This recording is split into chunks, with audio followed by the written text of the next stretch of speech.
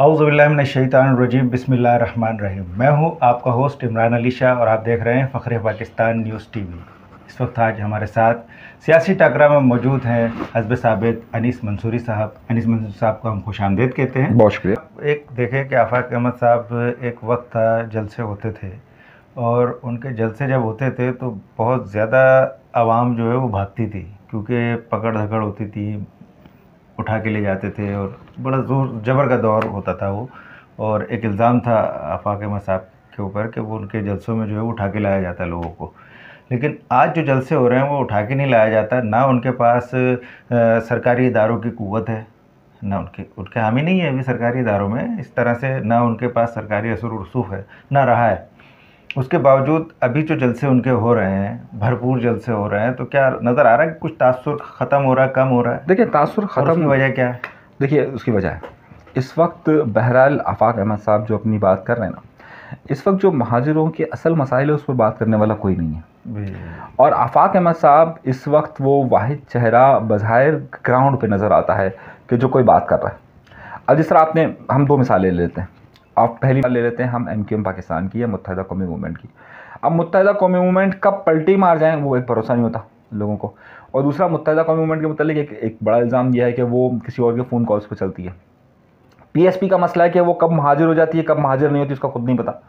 वो एक ही तकरीर के दौरान आपको कभी महाजिर नज़र आएंगे, कभी एंटी महाजिर नज़र आएंगे। वो उनका एक मसला है। आफाक अहमद साहब बहरहाल अपनी एक लाइन पर मौजूद हैं और लोगों को बहरहाल वो अपनी एक बात पैगाम पहुँचा रहे हैं, सही है। जिसकी वजह से हो ये रहा है कि उनके जलसों में लोग ये समझ रहे हैं कि यार अभी कोई नहीं है तो ये ऑप्शन तो है हमारे पास, यानी एक तवील सफ़र तय करना पड़ेगा। करने के बाद अब उन्हें महसूस हो रहा है लोगों को कि यार एतमाद करना। कराची शहर में वोटर जो है वो दो तरीक़ों से जीतता है। एक तो उसकी नज़रियाती बुनियाद होनी चाहिए, जो दूसरा मसला है कि उसके पास इतने एक्टिविस्ट होने चाहिए, उसका तंजीमी स्ट्रक्चर ऐसा होना चाहिए कि वो लोगों को निकाल सके। सन 2018 और सन 2013 में PTI को वोट तो मिल गए, उनकी सपोर्ट और जो इमरान खान का एक स्ट्रक्चर बनाया हुआ था और फिर जो कुछ ताकतें थी जो देना चाहती थी वो उन्होंने दिया भी उसको। लेकिन आइंदा इलेक्शन जो है वो इतना आसान नहीं हुआ, क्योंकि ख़ुद PTI का जो वोटर है, देखिए MQM का वोटर को आप एक तरफ करते हैं, जो MQM का मुखालिफ वोटर है ना वो काफ़ी बटा हुआ है। वो PSP की तरफ भी है, वो तहरीक इंसाफ की तरफ भी है। PSP की तरफ कहाँ से? PSP को तो वोट ही नहीं मिलते, PSP तो कोई सीट नहीं निकाल सकती और बहुत ही मामूली तादाद में उनको वोट मिले। PSP को कैसे? देखिए, PSP जो है वो बहरहाल कोशिश ही करती है, हमें उससे इनकार नहीं करना चाहिए। कर रहे हैं, वो सियासत कर रहे हैं, वो बयानिया तो बनाते हैं ना, वो बयानिया बनाते हैं, तो वोट तो उनका नजर नहीं आता। उन्होंने बहरहाल वो एक बयानिया बना देते हैं। और आप देखिए, तुमने अभी जो बल्दिया वाला इलेक्शन हुआ था उसके अंदर इन्होंने अच्छे वोट उठाए बनिस्बत अपनी पुरानी कारकर्दगी के। मुस्तफ़ा कमाल साहब खुद खड़े हुए थे बनिस्बत उन्होंने अलग अपने। तो मुस्तफ़ा कमाल साहब का अपना एक वोट बैंक मुख्तसर ही सही लेकिन है, और दूसरा वो बयानिया बहुत बनाते हैं। अच्छा, मुझे एक बात बताएं, आपकी बात काट रहा हूँ। मुस्तफ़ा कमाल साहब तक वोट बैंक क्यों नहीं बना सके, जबकि उसी MQM का एक धड़ा है, ठीक है ना? MQM से एक धड़ा निकल के MQM पाकिस्तान बन गई, MQM का एक धड़ा निकल के MQM हकीकी बनी, ये PSP बन गई। मुस्तफ़ा कमाल साहब बड़े ज़बरदस्त अंदाज में आए थे, काफ़ी लोग इनके साथ शामिल हो गए थे, तो वोट क्यों नहीं मिलते, क्या वजह है? देखिए, एक बड़ा मसला है MQM या उर्दू बोलने वालों की सियासत, महाजिर सियासत में एक बड़ा मसला ही है। अब देखिए, उर्दू बोलने वाले महाजिर सियासत में बड़ा मसला है। अगर आप अल्ताफ़ हुसैन साहब या महाजिर सियासत का हिस्सा हैं और आपका किसी भी ताल्लुक़ है, अगर आप ये कह देते हैं ना कि कोई भी उनमें से ग्रुप निकलता है, तो उसको ये नहीं कहा जाता कि यार ये क्या मामला है, उसको कहा जाता है यार ये इस्टेब्लिशमेंट का आदमी।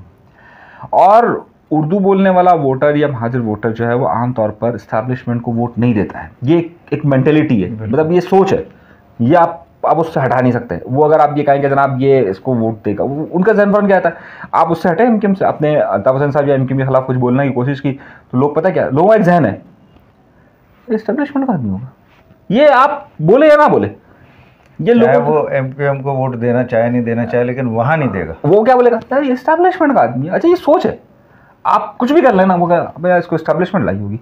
अच्छा, अब जब ये सोच होती है ना तो फिर ये सोच को इसको बड़ा मसला होता है। अब PSP का मसला क्या है, PSP MQM से बाहर नहीं निकल पा रही। अगर उसको अपना वोट बैंक बनाना है ना, तो अब MQM का जो वोट बैंक है वो तो वही जहन रखता ना, ये कौन है, उनका जहन है।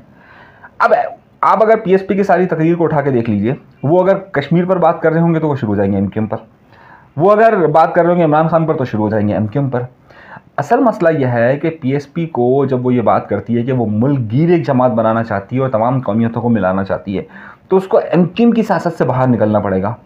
दर हकीकत मुस्तफ़ा कमाल साहब अगर महाजिरों को ये बात समझाने की कोशिश कर रहे हैं तो उनका वोटर का एग्जाम होता है। अच्छा, एक बात और, मुस्तफ़ा कमाल साहब एक बात और बड़ा वसूख से कहते रहे हैं कि महाजिर नहीं है, कोई महाजिर नहीं है, पाकिस्तानी है हम। पाकिस्तानी समझे अपने आप को, महाजिर नहीं समझे। कोई महाजिर नहीं है, सिंध के शहरी हैं, पाकिस्तानी हैं। लेकिन कभी ऐसा अचानक वक्त आता है कि वो कहते हैं महाजिरों के साथ ये हो रहा है, महाजिरों के साथ वो हो रहा है, महाजिरों को धोखा दिया जा रहा है। ये क्या सियासत है? क्या ये इसके भी असरात नहीं होते वोटर्स के? वो है, मैं वही तो बात उनको बता रहा हूँ, मनफी असरात। मैं वही आपको बताना चाह रहा हूँ ना कि वो एमक्यूएम से बाहर नहीं आ पा रहे। वो एक तरफ कहते हैं कि मैं एमक्यूएम महाजिर सियासत नहीं करूँगा मैं, लेकिन वो मैं कह रहा हूँ ना, हर प्रेस कॉन्फ्रेंस वो महाजिर से शुरू होते हैं, महाजिर। अब उनको एक रास्ता अपना लेना पड़ेगा, क्या मैं हूँ किस तरफ।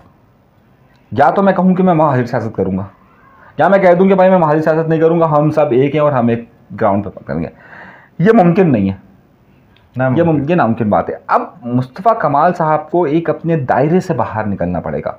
जिस दिन वो उस दायरे से बाहर निकलेंगे ना, तो उनकी सियासत एक अलग रुख पे जाएगी। उन्हें इजाज़त मिल जाएगी दायरे से बाहर निकलने की। देखिए, ये बड़ा एक अलग मसला है। तो उनको ये बात खुद मुस्तफ़ा कमाल साहब को सोचनी चाहिए। आज मुस्तफ़ा कमाल साहब प्रेस कॉन्फ्रेंस कर रहे थे, वो कह रहे थे कि एमक्यूएम वाले एक कॉल पर ये कर देते हैं, एक कॉल पर ही हो जाते हैं।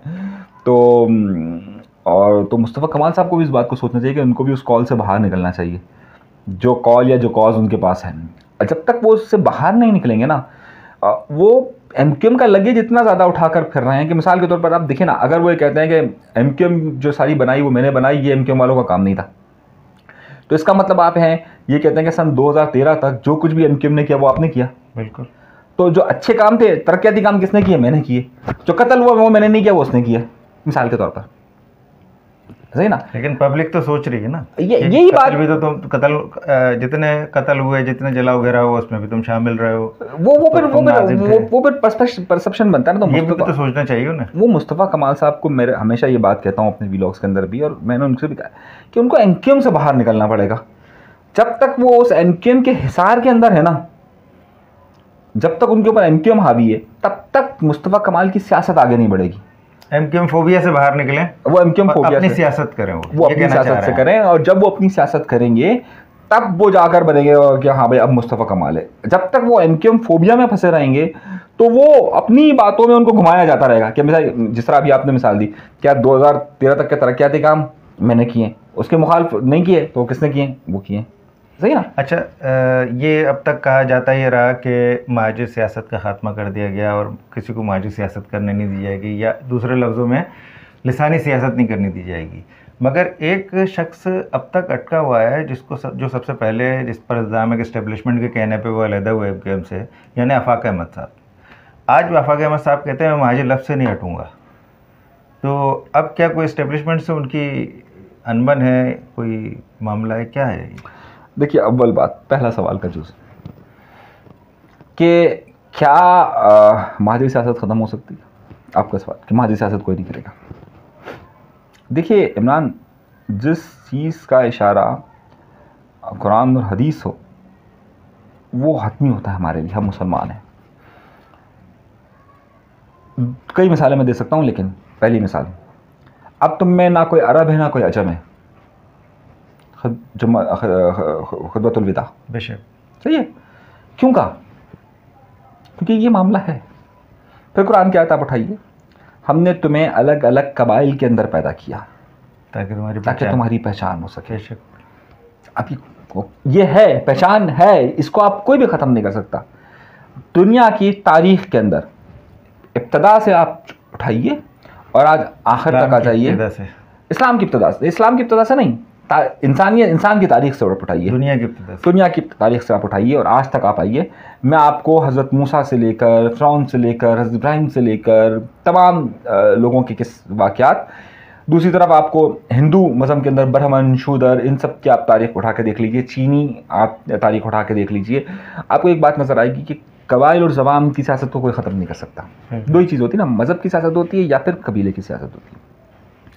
जो कबीले, जो ज़बान की सियासत होती है, अगर कोई कहता है कि महाजिर सियासत ख़त्म हो जाएगी, नहीं होगी, तो आप 5 लाख साल तक मेहनत करते रहे, नहीं होगी।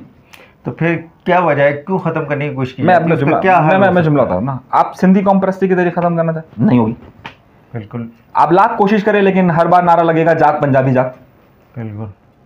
आप लाख कोशिश कर ले, हर बार नारा लगेगा बलूचिस्तान का बलूच। सही, आप लाख बार नारा करें, आप पश्तूनिस्तान का नारा लगेगा। सही, ये आप ख़त्म नहीं कर सकते। हाँ, इसको आप मैनेज कर सकते हैं और इसी का नाम जमहूरियत है कि आप सब लोगों को एक साथ मैनेज करते हैं और हर एक का नुक्ता नज़र को सुनते और समझते हैं। तो जो लोग इमरान ये बात कहते हैं कि महाजिर सियासत कभी भी ख़त्म हो जाएगी, वो नहीं होगी। जो बात कुरान और हदीस का हिस्सा हो वो ख़त्म ही नहीं हो सकती। बिल्कुल बिल्कुल। ठीक है, अच्छा अब आइए दूसरी बात, तो फिर ये क्यों चाहते हैं कि ख़त्म हो जाए। हमारे यहाँ पर एक सोच ये पाई जाती है कि जनाब सब लोग अपनी अपनी ज़बान ख़त्म कर कर एक नेशनलिटी में आ जाए।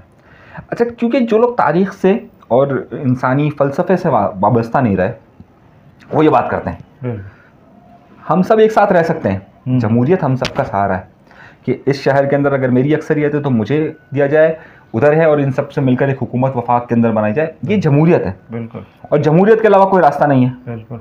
इसीलिए कहा जाता है कि जमहूरियत ही पाकिस्तान का रास्ता है। इसलिए कहा जाता है कि जनाब ये जमहूरियत होती है तो भाई आप कराची के अंदर उर्दू बोलने वाले आपको हक मिलेगा, आप खैबर पख्तूनख्वा के अंदर है आपको आपका हक मिलेगा, हर एक को अपना अपना हक मिलेगा। तो ये जो लोग नहीं समझते हैं तारीख़ और फ़लसफ़े को और जो इंसानों की तारीख़ से वाबस्ता नहीं है, जिन्होंने साइंस को कभी पढ़ा ही नहीं है, वो ये बातें करते हैं। अब आइए, आपने कहा आफाक अहमद साहब। अब आफाक अहमद साहब का मसला यह है कि जिस तरह मैंने आपसे कहा कि इमेज ना, सियासत के अंदर ये नहीं देखा जाता कि आप कितने हैं, अच्छे हैं या बुरे हैं। सियासत के अंदर ये बात देखी जाती है कि आपका अवाम के अंदर तासुर क्या गया हुआ है। और तासुर अंग्रेजी का मुहावरा है, first impression is the last impression. पहला तासुर आखिरी तासुर होता है। सही। और सियासत में उसको वही लगेज उठा के चलना पड़ता है, उस लगेज से निकलना बहुत मुश्किल होता है। तो मेरे भाई आफाक अहमद साहब का सिर्फ एक मसला ये है कि जो चीज़ उनके साथ लेबल्ड हो गई ना, वो अब हट नहीं पाती। अब जैसे मुस्तफ़ा कमाल साहब लाख कोशिश करें लेकिन लोगों के जहन में एक इमेज बन गया है ना। अच्छा, वो खुद भी कहते हैं बार बार अपनी तकरीरों के अंदर, लोग मुझे कहते हैं कि मैं इसका आदमी हूँ, वो खुद भी कहते हैं, कह रहे हैं मैं नहीं हूँ। अच्छा, वो लोग उनको खुद भी पता है ये मसला है। तो जब आपके साथ एक चीज़ लेबल्ड हो जाती है, उसको निकालना फिर बहुत बड़ा मसला होता है।